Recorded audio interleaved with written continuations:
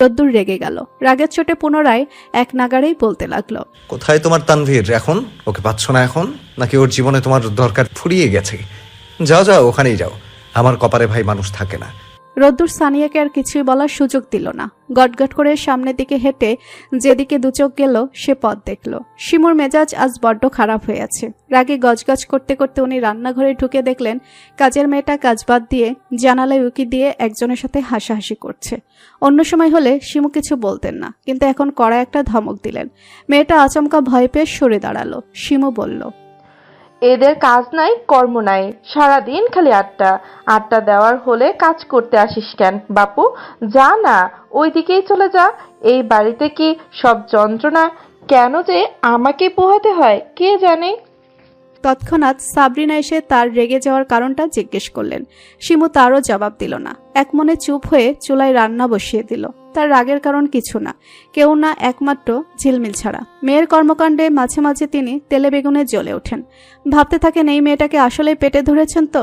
আজ সকালে ঘরে গিয়ে দেখলেন সেজেগুজে মহারানী ভিক্টোরিয়া হয়ে বসে রয়েছে। কারণ জিজ্ঞেস করতেই ঝিলমিল উত্তর দিল, ঘুরতে যাব মা। কোথায় ঘুরতে যাবে? আগে তো আমাকে বলিস নাই। তোর বাপকে বলেছিস? না, কাউকে কিছু বলি নাই। তবে কোন সাহসে তুই সেজেগুজে বসে আছিস? ঝিলমিল কথার জবাব দিল না। আয়নার সামনে বসে আঁচড়ানো চুলগুলো ফেল ঠিকঠাক করতে লাগলো। মা যে বারবার জিজ্ঞেস করছে একটা কথা, সেটা কানেই নিচ্ছে না। মা শেষবারের মতো বললেন, কথার উত্তর দিবি নাকি থাপ্পড় খাবে? ঝিলমিল মায়ের দিকে ঘুরে তাকিয়ে বলল, কোথাও যাচ্ছি না, তোমার শ্বশুর বাড়িতেই আছি। এমনি মনের রং লেগেছে তাই সাজগোজ করে বসে আছি। সুন্দর লাগছে না আমাকে? জানি জানি সুন্দর লাগছে। আচ্ছা মা, তুমি কি ভেবেছো বলো তো? আমি বয়ফ্রেন্ডের সাথে ঘুরতে যাচ্ছি? So sad. আমার তো বয়ফ্রেন্ডই নাই। মেয়ের এসব উল্টাপাল্টা কথা শোনার পর থেকেই তার মেজাজ তুঙ্গে। ওর বাবা তো ভুলেও মেয়েকে কিছু বলে না, বাড়ির কেউ বলে না। সবার লাই পেতে পেতেও এখন তার মাথার উপর চড়ে নাচছে। বড়টা যথেষ্ট ম্যাচিউর ছিল, বুঝবুদ্ধি জ্ঞান সর্বদা ভালো ছিল। আর ছোটটা কিভাবে যে এটার একটা গতি করবেন তাই ভাবছেন। পুরাই বেয়াক্কেল। রেহেনা খাতুন রান্নাঘরের দরজায় এসে দাঁড়ালেন। সারাদিন ঘরে শুয়ে বসে থাকতে আর ভালো লাগে না। ঘরের কাজকর্ম করার মতো শক্তিও এখন নেই। বৌদির বারণ সত্ত্বেও মাঝে মাঝে উঠে এসে রান্নাঘরে উকি দেন। বহু বছরের অভ্যাস, কি করে ছাড়বেন। ওনাকে দেখে নীলিমা এগিয়ে এসে বলল, আম্মা, আপনি কিছু লাগবে? না, কিছু লাগবে না। ঘরে বসে থাকতে ভালো লাগছিল না, তাই এলাম। তোমাদের রান্না বান্না শেষ নাকি? রোদ্দুরের সাথে তোমার কথা হয়েছে? হয়তো সকালেই কথা বললাম। তো সাহেব বিয়ের কথা কিছু বললো? আর জানিয়েছে কিছু? তোমরা বলেছ কিছু নাকি তোমাদেরই আপত্তি? কোনটা? আমাদের দিক থেকে তো কোনো আপত্তি নেই। রোদ্দুরকে অনেকবার বলেছি, ঘুরে ফিরে ওর সেই একই কথা, ও নাকি বিয়েই করবে না। রেহেনা রেগে বললেন, ও বিয়ে করবে না, ওর বাপ বিয়ে করবে। যত সব কাহিনী করে ফোলাপান। শাশুড়ির কথা শুনে শিমু আর সাবরিনা দুজনেই মুখ টিপে হাসলেন। নাতির বদলে ছেলের বিয়ে করাবেন? বাহ, বেশ হবে। অমন সময় ঝিলমিল রান্নাঘরে এসে এক কাপ চা চাইল। দাদি ওকে পাকড়াও করলেন, বললেন, তুই সারাদিন এই রকম টই টই করে ঘুরে বেড়াস কেন? ঝিলমিল চুল নাড়াতে নাড়াতে বলল, ভালো লাগে। নেকা পড়াশোনা তো বালাই নাই, অযথা টাকা পয়সা নষ্ট, সবগুলো একই পদের। ঝিলমিল চোখ উল্টে বলল। হ্যাঁ হ্যাঁ, ঠিক আছে বলেছো। এরপর ঝিলমিল নাচতে নাচতে, চুল উড়াতে উড়াতে, গান গাইতে গাইতে চলে গেল। তিনি শুধু পড়া চোখে তাকিয়ে নাতনির কর্মকাণ্ড দেখলেন। মেয়েটা দিনকে দিন অসভ্য হয়ে যাচ্ছে। এই জন্য চেয়েছিলেন রোদ্দুরের সাথে ওর বিয়েটা দিয়ে একটা গতি করতে, কিন্তু পাট্টপাটি কেউ রাজি হচ্ছে না। কেউ কাকে সহ্যই করতে পারে না। সম্পর্কটাও সাপে নেউলে। রোদ্দুর এই বংশের একমাত্র ছেলে, ওনার একটাও মেয়ে নেই। আর ওনার ছেলেদের মেয়ের অভাব নেই। একমাত্র নাতিকে তাই নিজেদের মধ্যেই রাখতে চান। কিন্তু এরা যা তেড়া স্বভাবের, ভবিষ্যৎ কে হয় কে জানে। শিমু বললেন, আম্মা, ওর সাথে কথা বলে কাজ নাই। ওই কথায় কথায় ঝংকার মারে। মেয়ে মানুষ এমন হলে হয়? আপনি ঘরে গিয়ে বিশ্রাম করুন। মেয়েকে সামলাও, কথাবার্তার সাইজ এমন কেন? এখনই এমন শুরু করছে, বাকি জীবন তো পড়েই আছে। মেয়ে মানুষকে হতে হয় সহজ, নম্র, ভদ্র। তোমার এই মেয়ে এরকম ধানি লঙ্কা হলো কোথা থেকে? আশ্চর্য। শিমু জবাব দিলেন না। এই মুহূর্তে তিনি সিদ্ধান্ত নিলেন মেয়ের সাথে তিনি আর কথাই বলবেন না। রোদ্দুর বোঝে না একটা মানুষ কি করে এতটা লাইফলেস, এতটা ফালতু কি করে হতে পারে। সে একসময় সানিয়াকে ভালোবেসেছিল ঠিকই, সেটাও মন থেকে। কারোর সাথে বাজি রেখে সে কিন্তু সানিয়াকে ভালোবাসেনি। তবে হ্যাঁ, এটা সত্যি যে নিজের জেদের কারণেই এবং তানভীরের কাছ থেকে সানিয়াকে নিজের কাছে নিয়ে আসার জন্যই সে দ্রুত বিয়ের ব্যবস্থা করেছিল। তবে সেটাতে তো প্রথমে ভালোবাসাটাই মুখ্য ছিল, বাদবাকি সে অনেক পরে। তানভীর যে এখন আগে পরে পিঞ্চ মেরে কথা বলছে সেটা রোদ্দুরের হজম হচ্ছে না। এই মূর্খ ছেলের সাথে বাজে তর্ক করারও কোনো ইচ্ছে নেই। এমনিতে যাই হোক না কেন, রোদ্দুর শান্তশিষ্ট স্বভাবের ছোটবেলা থেকেই। কেউ তাকে না খোঁচালে সহজে সে কারো ধারে কাছে যায় না। আজকে রোদ্দুরের সাথে দেখা হতেই প্রথম যে কথাটা বলল তা হলো, ফাইনালি চ্যালেঞ্জে হেরেই গেলে। যেখানে হেরে যাবে সেখানে পাঙ্গা নেওয়া কি ঠিক মশাই? তোমার জন্য আমার সত্যি খুব খারাপ লাগছে। রোদ্দুর হেসে বলল, আশ্চর্য, এত সিম্প্যাথি দেখাচ্ছ যে। কে চেয়েছে? আমার মন অনেক বড়, চাইতে হয় না, তেমনি সবাইকে সবকিছু দিয়ে দিই। ও আচ্ছা, সবকিছু? আই মিন সবকিছু? ঠিক আছে। রোদ্দুর হো হো করে হেসে উঠল। তানভীর তীক্ষ্ণ দৃষ্টিতে তাকিয়ে বলল, what do you mean? Nothing. একটা কথা বলে রাখি, Sania is yours now. Be yours, keep it. But by no means come to argue with me on this matter. Anyway, good luck for future life. রোদ্দুর তানভীরকে আর কিছু বলার সুযোগ দিল না। বাইক স্টার্ট দিল এবং সেখান থেকে চলে গেল। মানুষকে সুযোগ দিলেই মাথায় চড়ে নাচে, আর সুযোগ না দিলে কথা বলতে আসার সাহসটুকুও পায় না। গতকাল মাঝরাতে হঠাৎ ঝিলমিলের ঘুমের ঘোরে মনে হলো কেউ তার ঘরের জানালায় ঠকঠক করছে, কিন্তু ঘুমের ঘোরে থাকায় তখন খেয়াল করে নাই। সকাল উঠে ঝাপসা মনে পড়তে মনের ভুল ভেবে ছেড়ে ফেলল, কিন্তু সন্ধ্যার পর আবার সেই আওয়াজ, কেউ ঠকঠক করছে। ঝিলমিল জানালার পাশে দাঁড়িয়ে অনেকক্ষণ যাবৎ কে কে করলো, কিন্তু কারো সারা শব্দ পাওয়া গেল না। জানালা খুলে উকিঝুঁকি দিয়েও কাউকে দেখা যাচ্ছিল না। ঝিলমিল চিন্তিত হয়ে ছোট চাচুকে বিষয়টা জানালো। পাড়ার ছেলেপিলেরা অনেক সময় এরকম ফাজলামি করে থাকে। তিনি ঝিলমিলকে বললেন, আচ্ছা, তুই আজ রাতে মায়ের সাথে ওই ঘরে থাক, আমি ওই দিকটা দেখতেছি। ঝিলমিল তাই করলো। নাচতে নাচতে দাদির কাছে চলে এলো, পেছন থেকে তাকে জড়িয়ে ধরে বলল, হেই ডার্লিং, আজ রাতে তোমার কাছে থাকতে এসেছি। রেহেনা ঝিলমিলকে সরিয়ে দিয়ে বললেন, শর্ত হতচ্ছাড়ি, এই বয়সে তোর ভার নিতে পারি আমি? এইভাবে বাদরের মতো ঝুলছিস কেন?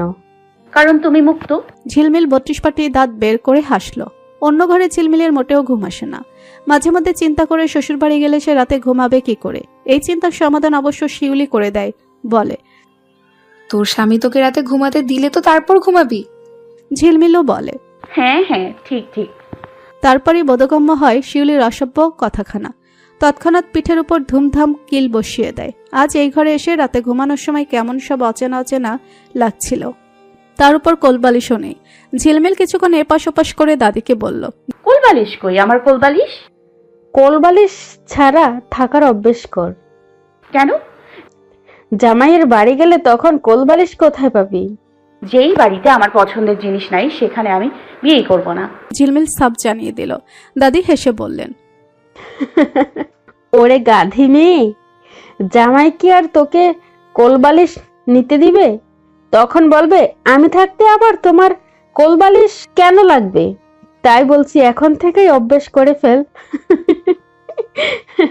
কারো সম্পর্কে টানাপোড়েন, জটিলতা, আবার কারো আনন্দে উল্লাসে নির্বিঘ্নে কিছু দিন কেটে গেল।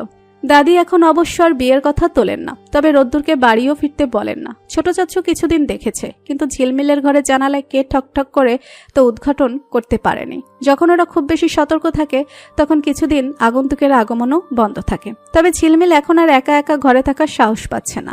বেশিরভাগ সময় সে দাদির সাথেই থাকে। নিজের বই খাতা, কাপড় চাপড় সবই এই ঘরে ট্রান্সফার করে নিচ্ছে। বাড়ির অন্য মেয়েরা অর্থাৎ তানিশা এবং রিমঝিমও একলা থাকছে না। মনোজ সরকার গিয়ে পুলিশে ইনফর্ম করে এসেছেন, অন্তত কোনো ছিটকে চোর হলেও ধরা পড়ুক। বিয়ে শাদী মানেই মানুষ মনে করে কত জানি মজা। বিয়ের পর শুধু আনন্দ আর আনন্দ, সারাদিন ঘোরাঘুরি, খাওয়া দাওয়া, এক কথাই যা ইচ্ছা হয় তাই করতে পারা। কিন্তু আসলেই কি তাই? একদম নয়। এ সম্পর্কে আদিয়াত এবং রায়হান নামক দুই জ্ঞানী ব্যক্তি কিছু মতবাদ দিয়েছে। আদিয়াতের ভাষ্য মতে,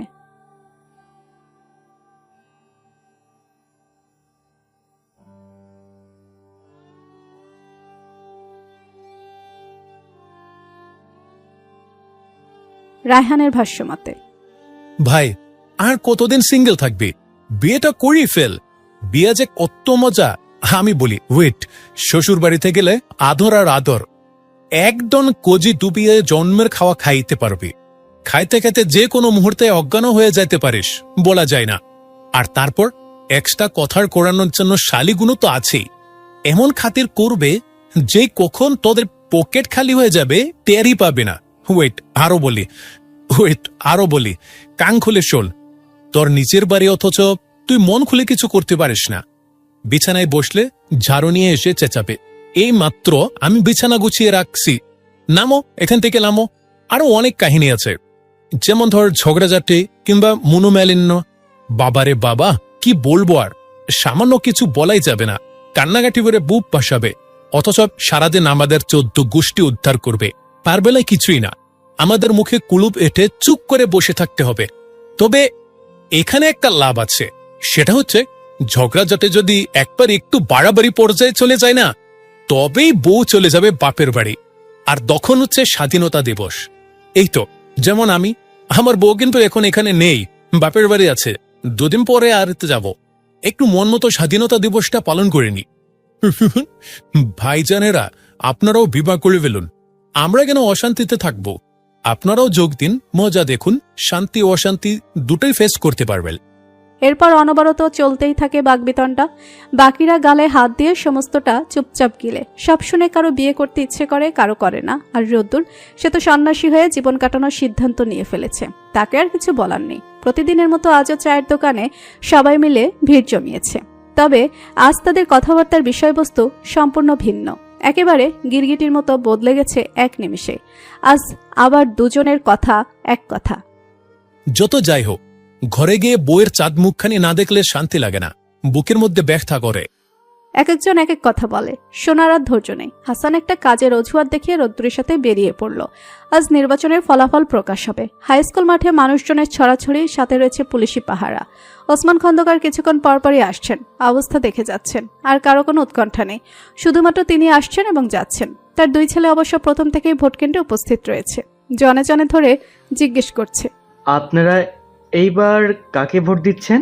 অনেকে উত্তর দিচ্ছে, আবার অনেকে তাদের পাশ কাটিয়ে চলে যাচ্ছে। ঝিলমিল শিউলিকে নিয়ে ভোট দেখতে এলো। একই পাড়ার মানুষজন, প্রায় সকলকেই চেনে। ওরা একপাশে দাঁড়িয়ে মানুষজনের আনাগোনা দেখছিল। ওসমান খন্দকারের বখাটে ছোট ছেলে আহাতকেও দেখলো কয়েকজনের সাথে তর্কাতর্কি করছে। উড়ে এসে মারামারিও করতে চাচ্ছে। আশেপাশের সাঙ্গপাঙ্গরা দৌড়ে এসে তাকে থামাচ্ছে, শান্ত করছে। শিউলি বলল, ব্যাটার তেজ দেখছিস?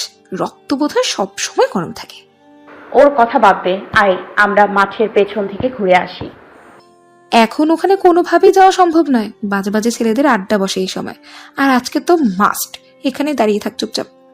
ঝিলমিল বলল, তাহলে চল ফুচকা খাই, সকাল থেকে কিছু খাই নাই। মায়ের বকা খেতে খেতে পেট ভরে গেছে।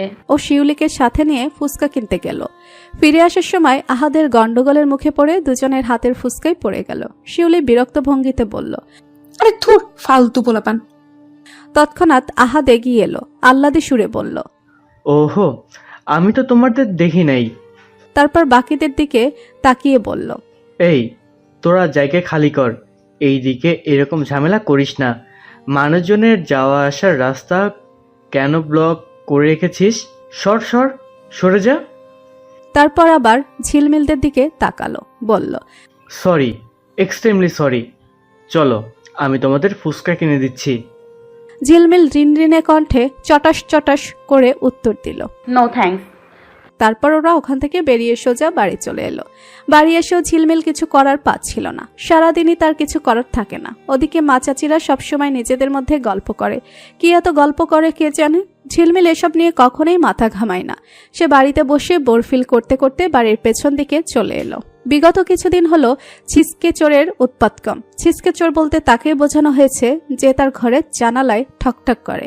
ঝিলমিল বিষয়টা খতিয়ে দেখার জন্য তীক্ষ্ণ দৃষ্টি নিক্ষেপ করলো চারিপাশে। ঘুরে ঘুরে পুরো জায়গাটা দেখলো, পরখ করলো। সন্দেহজনক কিছু দেখলে সেখানেই নানা গবেষণা শুরু করে দিল, কিন্তু ফলাফল শূন্য, কিছুই পেল না। এমনকি কোথাও কারো পায়ের ছাপ পর্যন্ত না। ভেজা মাটি হলে অবশ্য খুব সহজে পায়ের ছাপ ধরা পড়তো, কিন্তু এখন মাটি শুকনো। ফিরে আসার সময় হঠাৎ পায়ে কিছু একটা বিঁধল। ঝিলমিল থেমে গিয়ে সেটাকে হাতে নিল। বিশেষ কিছু না, একটা কালো বেল্টের সাধারণ ঘড়ি, যে কারো হাতে পারে। তবুও প্রমাণ হিসেবে নিজের কাছে নিয়ে রাখলো। ভোটের আনুষ্ঠানিকতা বিকেলের মধ্যেই শেষ হয়ে গিয়েছিল। ফলাফল রাতে প্রকাশ করা হবে। বাড়ির সবাই নিঃশ্বাস আটকে টিভির সামনে বসেছে। ওইদিকে ছোট চাচু রোদ্দুরকে সব ইনফরমেশন ফোনে দিচ্ছে, বলে দিয়েছে। এবার ভাইজান নির্বাচনে জিতে তোকে বাড়ি আসতে হবে। রোদ্দুর হেসেছে, সহসা উত্তর দেয়নি। অবশেষে সবার অপেক্ষার অবসান ঘটিয়ে ওসমান খন্দকারের অহংকার বোধের চুক্তি দলাইমালাই করে ভোটে নিযুক্ত হলেন ফজলুল সরকার। সরকার বাড়িতে আনন্দের ধুম নেমে গেল। বাড়িতে পুরুষ মানুষ যারা যারা ছিলেন সবাই তৎক্ষণাৎ আনন্দ মিছিল নিয়ে বেরিয়ে পড়ল। ঝিলমিল, তানিশা, রিমঝিমও পিছু পিছু কতক্ষণ দৌড়ালো। রেহানা খাতুন আফসোস করে বললেন, আহারে, আজকে এমন একটা খুশির দিনে আমার দাদুভাইটা নাই। ও ঝিলমিল, দাদুভাইরে একটা ফোন করে দেখি। মাঝে মাঝে নিজেও তো একটু কথাবার্তা বলতে পারিস, বাড়িতে আসতে বলতে পারিস তো নাকি? ঝিলমিল নিজস্ব কায়দায় তার মুখ বাঁকিয়ে বলল, শখ কত! তোমার দুলাভাইকে আমি কেন আসতে বলবো? আমি বললেই যেন তোমার সাহেব শুনবে আমার কথা। আমি ফোন করে দিচ্ছি, তুমি কথা বলো। খুব তো বলেছিলে রাগ করে থাকবে আর কথাই বলবে না। এখন কোথায় তোমার রাগ? হুম। কতক্ষণ আর রাগ করে থাকবো বল? তোর দাদার খুব ইচ্ছে ছিল একমাত্র নাতিকে নিজের কাছেই রাখবে, তাই আমাকে বলে গিয়েছিল নিজেদের মধ্যেই ওর বিয়ে দিতে। এখন বিয়ের উপযুক্ত এই বাড়িতে তুই ছাড়া আর কে আছে বল? আজকে বাড়ির সকলের মন ভালো, তাই ঝিলমিল আর তর্ক করলো না এই বিষয়ে। দাদিকে ফোন ধরিয়ে দিল। রেহানা খাতুন হেলান দিয়ে আয়েশ করে বসলেন, তার চোখ জোড়া বোঝা। পাশেই ঝিলমিল বসে পান বানিয়ে দিচ্ছে। তিনি ফোন লাউড স্পিকারে দিয়ে রোদ্রের সাথে কথা বলছেন। ঝিলমিল এই পাশ থেকে রোদ্রের সব কথাই শুনছে আর নাকমুখ কুচকে ফেলছে। কি নাটক, কি আদিক্ষেতা, কি আহ্লাদ, একদম অসহ্যকর। ঝিলমিল ফিসফিস করে দাদিকে বলল, আর কথা বলতে হবে না, আমার ফোনের সব ব্যালেন্স শেষ হয়ে যাচ্ছে। তো ফোন রাখো, বেয়াদব বেটায় মিসড কল দিলে ব্যাক করে না। দাদি ইশারায় ওকে থামিয়ে দিলেন। রোদ্দুর ওপাশ থেকে বলল, দাদি, তোমার পাশে কে পেতনির মতো ফিসফিস করে কথা বলছে? দাদি হেসে বললেন, আরে ঝিলমিল। ও আচ্ছা, তাই তো বলি আমাদের বাসায় হঠাৎ পেতনির আবির্ভাব হলো নাকি। বাবা, কি ভয়ঙ্কর গলা! এইভাবে মানুষ কথা বলে? ওরে বাড়িতে না রেখে সবচেয়ে ভালো হবে যদি শেওড়া গাছের নিচে রেখে আসো। ভূতেদের সাথে মিলে ভালো নৃত্য করতে পারবে, মানুষকে ভয় দেখাতে পারবে। ঝিলমিল ফুঁসে উঠে চেঁচিয়ে বলল, ওকে বলে দাও আমি ভূত হলে আগে ওর ঘাড় মচকাবো। দাদি বললেন, আরে তোরা ঝগড়া করিস না, আমি একটু কথা বলি। কতদিন পর দাদুভাইয়ের সাথে কথা বলছি। ঝিলমিলের এসব আদিক্ষেতা সহ্য হয় না কখনোই কোনো কালে। সে ফোন আর ব্যালেন্সের মায়া ছেড়ে দিয়ে এই ঘর ছেড়ে উঠে চলে গেল। রেহানা ভীষণ আবেগপ্রবণ হয়ে বললেন, শোন দাদুভাই, কখন যে মারা যায়, শরীরটা খুব খারাপ জানিস।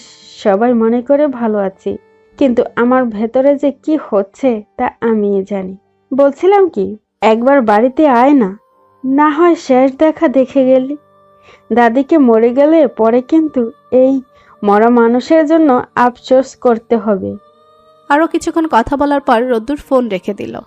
আজ বুধবার, ইচ্ছে করলে বৃহস্পতিবার রাতে বাড়ির উদ্দেশ্যে রওনা দেয়া যায়, কিন্তু সেটা কতটুকু নিরাপদ হবে জানা নেই। বলা যায় না আবারও বিয়ের কথা উঠতে পারে। যাই হোক না কেন, দাদির কথা শুনে আজ নিজের কাছে খুব খারাপ লাগছে। রোদ্দুর সিদ্ধান্ত নিল সে আগামীকাল সন্ধ্যায় রওনা দেবে। প্রথমত নতুন বছরের শুরু, দ্বিতীয়ত শীতকাল, একটু ঠান্ডা ঠান্ডা আবহাওয়া, তাই সাধারণত পিকনিকের একটা ধুম পড়ে। রোদ্দুরের বাড়ি যাবার কথা শুনে ওর কলিগরা বলল, ভাই, এবার যাচ্ছ যাও, পরের বার অর্থাৎ পরের শুক্রবার কিন্তু শ্রীমঙ্গল যাওয়ার পরিকল্পনা করছি, তখন কিন্তু ছাড়বো না। আচ্ছা আচ্ছা। রোদ্দুর যে বাড়ি যাবে তা আগে থেকেই কাউকে জানায় নাই। গাড়িতে বসেও মায়ের সাথে ফোনে কথা হচ্ছিল, তবুও মাকে জানায় নাই। রওনা দিতে দিতে বেশ দেরি হয়ে গেছে, বাড়ি ফিরতেও দেরি হবে। আনুমানিক 10টা তো বাজবেই, কিন্তু 10টার দিকেও গাড়ি জ্যামে আটকে রইল। 10 মিনিট গাড়ি আগালে 1 ঘন্টা বসে থাকতে হয়। অবশেষে 12টা নাগাদ সুখানপুর বাস স্ট্যান্ডে গাড়ি থামলো। মানুষজন এই শীতের রাতে সবাই শুয়ে পড়েছে বোধহয়। চারদিকে অন্ধকার খাকা করছে, কেমন গা ছমছমে একটা পরিবেশ। বাঁকা পথটুকু হাঁটার রাস্তা, 10 মিনিট হাঁটলেই বাড়ি পৌঁছে যাবে। রোদ্দুর একটা পরিকল্পনা করলো। এখন যেহেতু বাড়িতে সবাই ঘুমে আর তার আসার খবর যেহেতু কারো জানা নেই, তাই সকালে যদি হঠাৎ করে সবার সামনে উপস্থিত হওয়া যায় তখন সবাই সারপ্রাইজড হবে। তাই রোদ্দুর পেছনের দিক দিয়ে ঢুকলো। এই গেটের একটা চাবি তার কাছে থাকে সবসময়, সামনের গেটের লকের চাবি নেই। রোদ্দুর ফোনের ফ্ল্যাশ জ্বালিয়ে ধীর পায়ে এগিয়ে গেল। হঠাৎ উপর থেকে কেউ একজন বলে চেঁচিয়ে উঠল। এই পাইছি পাইছি। ঝিলমিল জেগেছিল।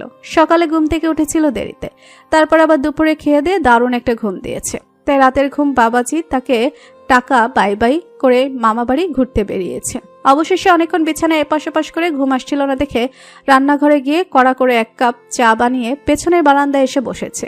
ঠিক তখনই চোখে পড়ল এক আগন্তুক। ভয় পেল, ঝিলমিল মনে সাহস রেখে উঠে দাঁড়ালো। বারান্দার এক কোণা ও কোণা থেকে অনেকবার দেখেও অন্ধকারের কারণে আগন্তুকের মুখ দেখতে পেল না। আশ্চর্য, বেটা আবার বাড়ির মধ্যে ঢুকছে। উদ্দেশ্য কি তার? চুরি করতে আসছে নাকি? এই যে সে ঝিলমিলের ঘরে জানালায় ঠকঠক করে বাড়ি ঢুকে পড়ছে। আটকানোর কোনো পথ নেই বলে ঝিলমিল চেঁচিয়ে উঠল। আগন্তুক ওখানেই থমকে দাঁড়িয়ে পড়ল। ঝিলমিল পুনরায় বলল, শালার সাহস কত বড়, বুকের পাটা কত বড়, আমাদের বাসায় আসছে চুরি করতে। বুকের পাটা আর একটু বড় থাকলে দাঁড়া, ওইখানে আমি বাড়ির সবাইকে ডেকে আনতেছি। রোদ্দুর কণ্ঠ শুনে বুঝতে পারল এটা ঝিলমিল।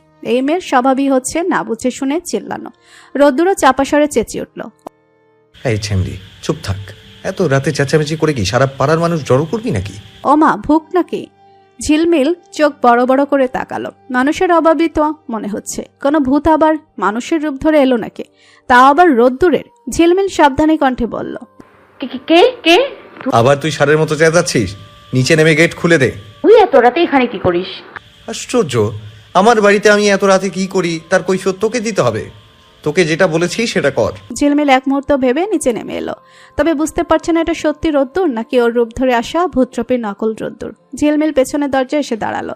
ঝিলমিল ওপাশ থেকে বলল, আগে তোর হাত দেখা, তারপর গেট খুলছি। আজব, হাত দেখাতে হবে কেন? তুই জ্যোতিষী? না, হাত দে। রোদ্দুর চুপচাপ হাত বাড়িয়ে দিল। ঝিলমিল বেশ জোরে সরেই একটা চিমটি বসিয়ে নিশ্চিত হয়ে নিল এটা রোদ্দুর। গেট খুলে দিল। আবছা লাইটের আলোয় রোদ্দুর নিজের হাত বাড়িয়ে দিয়ে হাতটা দেখে নিল। রাক্ষসী এমনভাবে চিমটি দিয়েছে যে ওই অংশটুকু লাল টকটকে হয়ে গেছে। ওই জায়গায় চিনচিন করে ব্যথাও করছে। রোদ্দুর চোখমুখ কুচকে বলল, কি সমস্যা তোর? হাতে চিমটি দিলি কেন? দেখ হাতের কি অবস্থা হয়েছে। আমি দেখলাম তুই আসল নাকি নকল। রোদ্দুর ভুল কুচকে বলল, মানে হচ্ছে পরীক্ষা না করে তোকে বাড়িতে ঢুকতে দেই কি করে বলতো? তুই যদি ভূত হোস আর এসে আমার ঘাড় মটকাস তখন কি হবে ভাবতে পারছিস? বাবারে বাবা। ঝিলমিল দৃশ্যটা কল্পনা করেই চমকে উঠল। রোদ্দুর জিজ্ঞেস করলো, তুই ভূতে ভয় পাস? ঝিলমিল দাঁত কেলিয়ে হেসে বলল, হ্যাঁ হ্যাঁ মামা, ভূত ভয় পায় না এমন কোনো মানুষ আছে? তোর ঘাড় মটকাতে এলে তুইও বাপ বাপ করে পালাবি। আমি এই মুহূর্তে ভূতের ভয় পাচ্ছি না, কিন্তু তুই যেভাবে হাসছিস ঠিক পেতনির মতো। ওই যে শেওড়া গাছের পেতনি, তোকে দেখে আমার ভয় হচ্ছে। আমি তো এখানে থাকি না, আমার বাড়ির মানুষজন থাকে। কখন যে কার ঘাড়ে চেপে বসে ঘাড় মটকাস আল্লাহ ভালো জানেন। রোদ্দুর ঝিলমিলের দিকে তাকিয়ে বলল। ঝিলমিলের হাসি মুখটা দপ করে নেভে গেল। মুখ কালো করে বলল, তুই জীবনেও মানুষ হবি না, যা যা, বক বক করিস না। আমিও যাই, তোর চক্করে পড়ে এতক্ষণে নিশ্চয়ই আমার চা ঠান্ডা বরফ পানি হয়ে গেছে। যাবই তো, অযথা তোর সাথে এতক্ষণ বকবক করে সময় নষ্ট করলাম। তোর মতো তো আর সারাদিন গায়ে হাওয়া লাগিয়ে ঘুরে বেড়াই না। আমার অফিস আছে, কাজ আছে, সকাল সকাল ঘুম থেকে উঠতে হয়। অন্য মানুষের মতো পড়ে পড়ে ঘুমাতে পারি না, আর নিশাচর হয়ে রাতও জাগতে পারি না। রোদ্দুর এইটুকু বলেই ভোজবাজির মতো চোখের পলকে উধাও হয়ে গেল। ঝিলমিল ভাবল ওর কথাবার্তা ঠিকঠাক লাগছে না। ও কি আসলেই রোদ্দুর, অর্থাৎ মেজো কাকা কাকির একমাত্র ছেলে, দাদির আদরের নাতি, আর বাড়ির সবার চোখের মনি? যা হয় হোক, ঝিলমিল আর ওখানে দাঁড়িয়ে থাকার সাহস পেল না। বাইরের দিকে তাকাতেই পিলে চমকে উঠল। অমাবস্যার মতো অন্ধকার, এখন ভূতে ধরলেও বাঁচার মতো কেউ নেই। একটু আগে রোদ্দুরকে বলে সে নিজে এখন বাপ বাপ করে দৌড়ে পালালো। শীতকাল হোক আর গরমকাল হোক, সরকার বাড়ির বউয়েরা সূর্যি মামা ওঠার আগে সাথে সাথে উঠে যায়। তারপর মামার সাথে পাল্লা দিয়ে চলে সংসারের নানান আয়োজন। যেহেতু যৌথ পরিবার তাই কাজকর্ম বেশি, সবাই মিলে করলে কারোরই গায়ে লাগে না। সকালে এক একজন এক এক রকম নাস্তা খায়, কারোর সাথে কারো মিলে না। তাই বাড়ির বউয়েরা সকাল সকাল ঘুম থেকে উঠেই আয়োজনে ব্যস্ত হয়ে পড়েন। রোদ্দুরের আসার খবর এখনো কারো জানা নেই। ঝিলমিল রান্নাঘরে এসে বলল, বাহ, তোমাদের ওয়ান অ্যান্ড অনলি সাহেবের জন্য রান্না বান্না শুরু করে দিয়েছো? কিসের সাহেব? আমরা রান্না তোদের সবার জন্যই করছি। ভালো কথা, তুই আজ এত তাড়াতাড়ি ঘুম থেকে উঠে এসেছিস যে? সূর্য কোন দিকে উঠল? সূর্য তার জায়গা মতোই আছে কাকি। কথা হচ্ছে ভূতের ভয়ে আমার একদম ঘুম হয় নাই। চোখ বন্ধ করলেই মনে হচ্ছে কেউ সামনে এসে দাঁড়িয়েছে, আবার চোখ খুলেও থাকতে পারতেছি না। কি যে অশান্তি। তার মধ্যে এই রোদ্দুর বেটা যে আসলেই মানুষ না, ভূত বুঝতে পারছিলাম না, সারা রাত এপাশ ওপাশ করেই কাটালাম। নীলিমা এগিয়ে এসে বললেন। রোদ্দুরের কথা কি বললি? ঝিলমিল আহ্লাদি কণ্ঠে বলল। ও সরি, তোমার ছেলের নামে তো আবার কিছু বলা যাবে না। সরি সরি ডিয়ার, আমার ভুল হয়ে গেছে, ক্ষমা করে দাও প্লিজ। আর কখনো বলবো না, কানে ধরতে হবে। নীলিমা ঝিলমিলের পিঠে হালকা চাপড় মেরে বললেন। ধর, শুধু ফাজলামি করিস। হঠাৎ ছেলেটার কথা বললি তো, তাই জিজ্ঞেস করলাম। কতদিন থেকে বলতেছি ছুটির দিনগুলোতে একটু আয়, কই আর আসে। কি এক মুসিবতে পড়লাম বলতো। তোর চাচাকে কতবার বলেছি ছেলেকে অত দূরে পাঠিও না, এখানে রেখেই পড়াশোনা করাও। না, উনি আমার কোনো কথা শুনবে না। আগে উনি শোনেন নাই, এখন ওনার ছেলে শোনে না। আমার জ্বালা আর যন্ত্রণা। ঝিলমিল অবাক হয়ে বলল। কাকি, তুমি জানো না? কি জানবো? তুমি আসলেই জানো না? ঝিলমিল আবারও অবাক হয়ে প্রশ্ন করল। হেয়ালি না করে বলতো। তোমার ছেলে তো এখানেই, কাল রাতে আসলো না? আসলেই জানো না তুমি? ঝিলমিলের কথা শুনে সবাই ওর দিকে ঘুরে তাকালো। নীলিমা বলল। বলিস কি তুই? স্বপ্ন দেখছিস নাকি? না, তুমি গিয়ে দেখে আসো। নীলিমা সত্যি দেখতে চলে গেলেন। তার ছেলে এসেছে, অথচ তিনিই জানেন না। রোদ্দুর ঘরের দরজা ভেতর থেকে লাগানো, জানালা দিয়ে তিনি উকি দিয়ে দেখলেন আসলেই তার ছেলে এসেছে। খুশি হয়ে সবাইকে জানালেন, শাশুড়িকেও এক পলক জানিয়ে এলেন। রেহেনা বললেন। দাদু ভাই ঘুম থেকে উঠলেই আমার এখানে পাঠিয়ে দিবে। ছাদে উঠে রিমঝিম ঝিলমিলকে পাকড়াও করলো, বলল। ভাইয়া যে আসছে তো তুমি কিভাবে জানো? ডাল মে কুছ কালা হে? কি চলছে তোমাদের মধ্যে? তুমি কি আসলেই আমার ভাবি হবে? ভাইয়ার সাথে তোমার বিয়েটা হলে কি যে মজা হবে। ফালতু বকিস না। রোদ্দুরকে কাল রাতে আমি বারান্দা থেকে দেখেছিলাম, তাই জানতে পেরেছি ও এসেছে, নয়তো আমিও জানতাম না।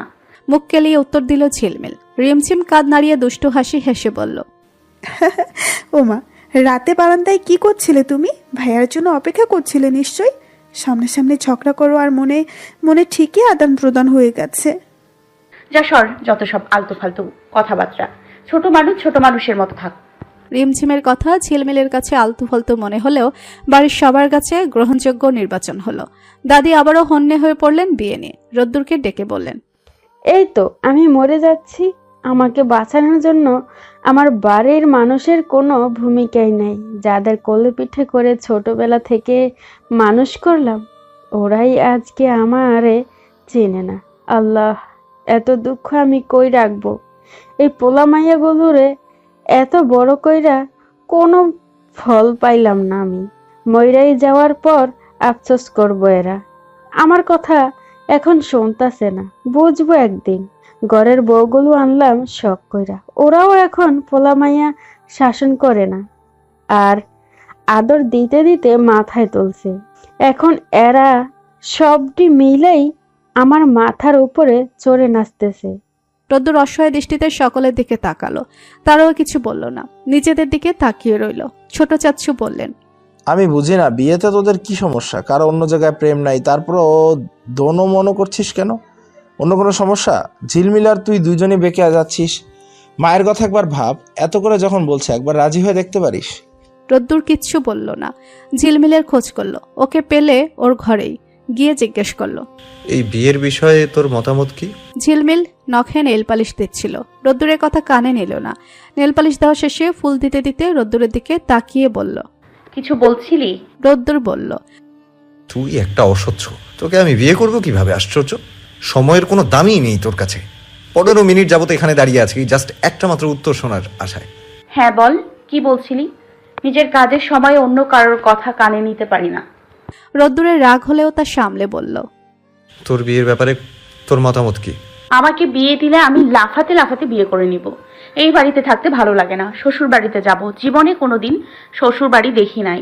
স্বামীর সাথে ঘুরে বেড়াবো তিন্নি আপু তিথি আপুদের মতো।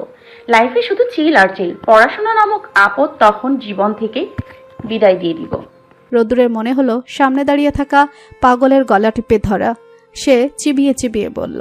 তোর মতো কথার সাথে বাড়ির সবাই আমাকে বিয়ে দিতে যাচ্ছে। রোদ্দুরের কথাটা বলতে বোধহয় খুব কষ্ট হলো। ঝিলমিল মাছি তাড়ানোর ভঙ্গিতে বলল।